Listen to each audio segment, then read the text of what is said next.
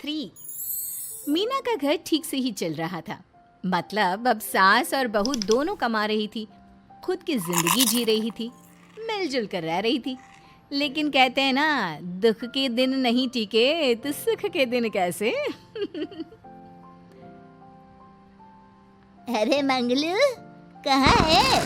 कितने दिनों से गांव नहीं आया माँ की खोज खबर लेने।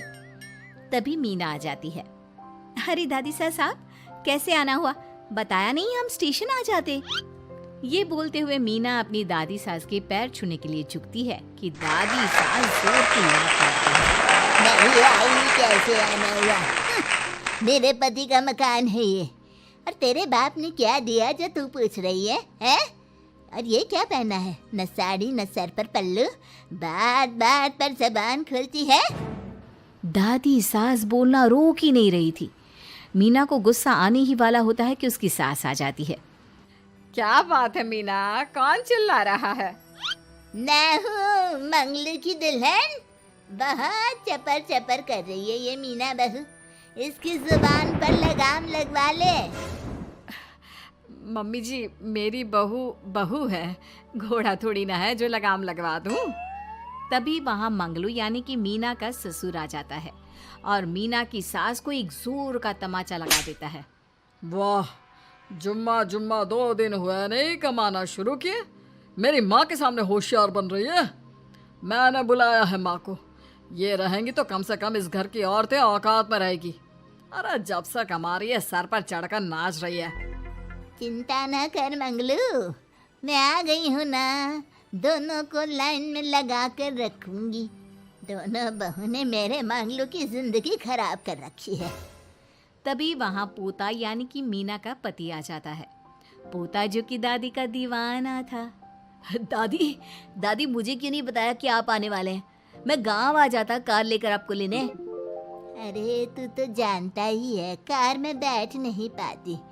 पता नहीं बहुत दिनों से लग रहा था कि तू और मंगलू परेशान है। आज मन नहीं माना तो आ ही गई मैं। देख यहाँ आकर पता लग रहा है। क्या पता लग रहा है दादी? यहाँ तो सब ठीक है, किसी को कोई परेशानी नहीं है।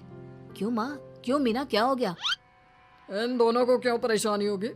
इन लोगों ने तो परेशान करके रखा है। माँ और मीना के बारे में कैसी बात कर रहे हैं पापा? क्या हो जाता है आपको रह रहकर? तू तो खाना बना बना कर बेशर्म हो गया है, लेकिन मैं नहीं। मेरी माँ आ गई है अब इस घर में। अब यहाँ सब वैसे ही रहेंगे जैसा मैं चाहता हूँ। देख मंगलू, तेरी बहू काम करती है तो मुझे कोई लेना देना नहीं है, लेकिन मेरी बहू कोई दर्जी का काम नहीं करेगी। साफ साफ बोल रही हैं। लेकिन दादी साहब, वो तो बहुत अच्छा बुटीक चला रही हैं। बहुत अच्छा चला रही है, लेकिन हम लोगों ने अपने घर की बहू से ना काम नहीं करवाना। अरे इसके बाप को शादी के वक्त ही बोल दिया था। और इसके बाप जिन्होंने दहेज में एक साइकिल दी थी ना, कैसे हाथ जोड़कर कह रहा था, मेरी बेटी आपके घर आ गई, इससे सौभाग्य कुछ नहीं। अब देखो इसकी बेटी, बहू आ जाने के बाद सर पर चढ़ रही है मेरे मंगलू के। मीना जो कि सास की बुराई सुनकर परेशान हो जाती है। दादी सा छोटा मुंह बड़ी बात। लेकिन क्या पिताजी ने आपको बताया नहीं? सासू माँ ने अपने पैसे से ससुर जी के जन्मदिन में कार दी थी। ससुर जी इतने साल से स्कूटर से जाते थे, अब कार से जाते हैं। क्यों ससुर जी, बताया नहीं आपने? क्यों रे मंगलू, कार ले ली तूने? मुझे तो तू पैसे भी नहीं भेज रहा। 2 महीने से कैसे कैसे दिन काट रही थी और तू यहाँ कार से घूम रहा है। आप भी सासू माँ को अपने बैंक अकाउंट की डिटेल दे दीजिए दादी साहब, वो डाल दिया करेंगी पैसे आपके अकाउंट में। क्यों सासू माँ? मंगलू यानी कि मीना का ससुर, जिसने अपनी माँ को गांव से सिर्फ अपनी बीवी को लगाम लगाने के लिए बुलाया था, ये सब देखकर जोर से चिल्लाता है। मीना बहू, चलो दादी सास आई है, यह नहीं कि खाने पीने का इंतजाम करे। अरे माँ, तू भी किन लोगों की बात में आ रही है? चल मेरे साथ मेरे कमरे में चल। ससुर अपनी माँ को लेकर कमरे में चला जाता है और दोनों बैठकर वैसे ही पंचायत शुरू कर देते हैं जैसे कोई बहू अपनी माँ से सास की बुराई कर रही हो। देख मंगलू, गलती तो तेरी ही है। जो तूने घर की जनानियों को काम के लिए बाहर निकाला। दूसरे तेरे पापा को देखा था, कभी मुझसे फालतू बोलते। अरे मरते दम तक तेरा बाप मेरी मुट्ठी में रहा है, यही सिखाया था मैंने तुझे। क्या बोलूं माँ, जब से ये मीना बहू घर आई है ना, इसने घर का सारा इतिहास भूगोल बदल कर रख दिया है। उस तितली से तो मैं बाद में निपटूंगी, पहले तेरी वाली को तो ठीक कर दूं। अरे बहू क्या आ गई, खुद को टाटा अंबानी समझने लगी है। माँ देख, जो भी हो, इस बात को याद रखना कि हमारे घर की परंपरा क्या है। औरतों का औकात में रहना जरूरी है। अरे बहू के साथ मिलकर माँ ये बात उड़ती रहती है। बेटा देख, गलती तो तेरी भी है, क्यों तूने इसे काम करने की छूट दी। मारना भी कम कर दिया है तूने इसे, वरना पहले आती थी तो बहू का कोई ना कोई हिस्सा सूजा हुआ या काला ही दिखता था। देखकर तसल्ली मिलती थी कि तूने कंट्रोल कर रखा है। इस बार तो काला और सूजा छोड़, अच्छी खासी चमकती दिख रही है ये। अब क्या बताऊं माँ, गलती तो हो गई है। हाँ, वो कार देखकर पिघल गया होगा ना तू। अरे बेटा, औरतों को मुट्ठी में रखा कर। शान की साइकिल ज्यादा अच्छी कुत्ता बनकर कार चलाने से, समझा। मीना का ससुर अपनी माँ की बात को सुन रहा था। बस माँ, जो गलती हो गई मिट्टी डाल उस पर। अब बस तू ना घर पहले जैसा करके जाना। ये सब ना बहू का किया धरा है, समझी। मतलब बहू को ठीक करना है तो बहू को लगाम लगाना होगा। ठीक है। दोनों माँ बेटा बातें करके सो जाते हैं। सोने के बाद अगली सुबह मंगलू की बीवी यानी कि मीना की सास, माँ जी उठिए, ये लीजिए गर्म पानी और ये दादुन। चलिए तो याद रहा तुझे, वरना मैंने तो सोचा था कि बहू के चक्कर में पागल ही हो गई होगी बिल्कुल। अरे बहू के चक्कर में पागल होने का क्या मतलब होता है माँ जी। उसने मुझे मेरे पैरों पर खड़ा होना सिखाया है।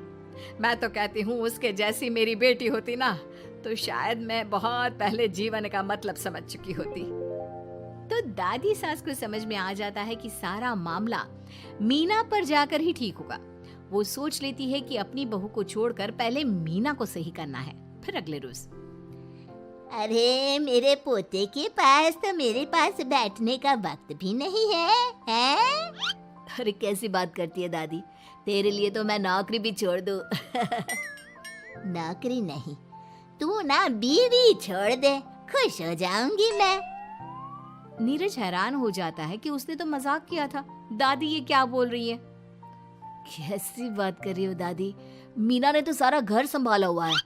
पहले तो घर गिरा जा रहा था ना। तेरी मीना के आने के पहले ना घर में चूल्हा जल रहा था, ना कोई रोटी खा रहा था। क्यों? नीरज को दादी बीवी के खिलाफ खूब कान भरती है। तू सही कह रही है दादी, औरत पैर की जूती और हाथ की मुट्ठी में ही ठीक लगती है। मीना ने ना सिर्फ घर का माहौल बिगाड़ा, माँ को भी पिताजी की इज्जत करनी छुड़वा दी।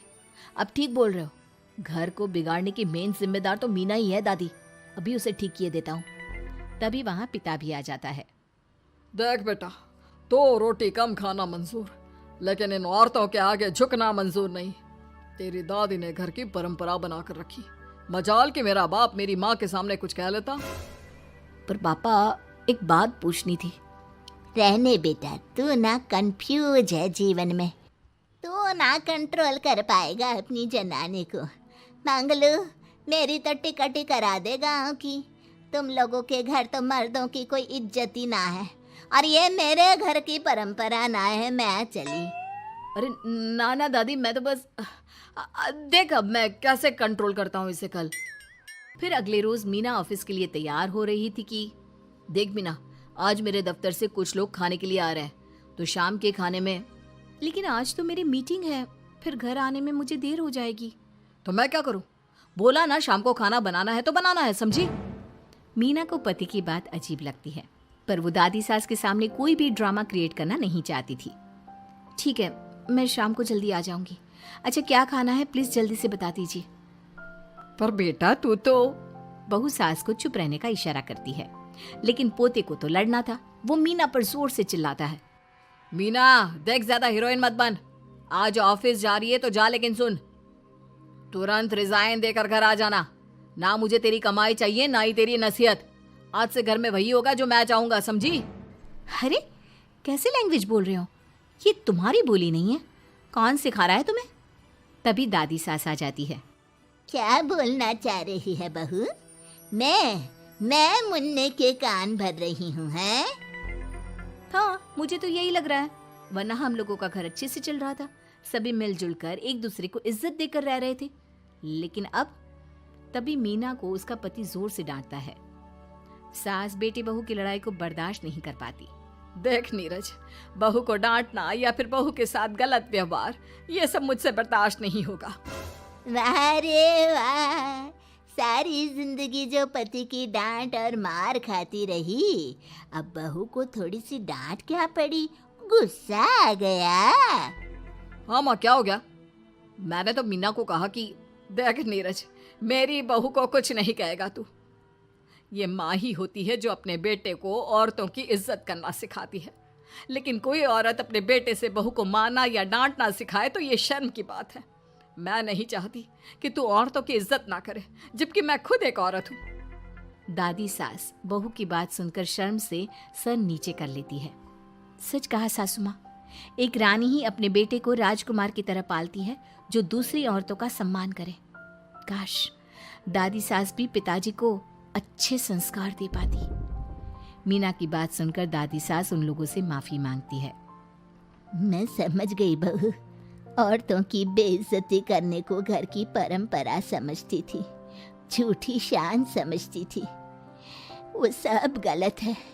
औरतों की इज्जत से घर में माँ लक्ष्मी और सरस्वती का वास होता है। मुझे माफ कर दो।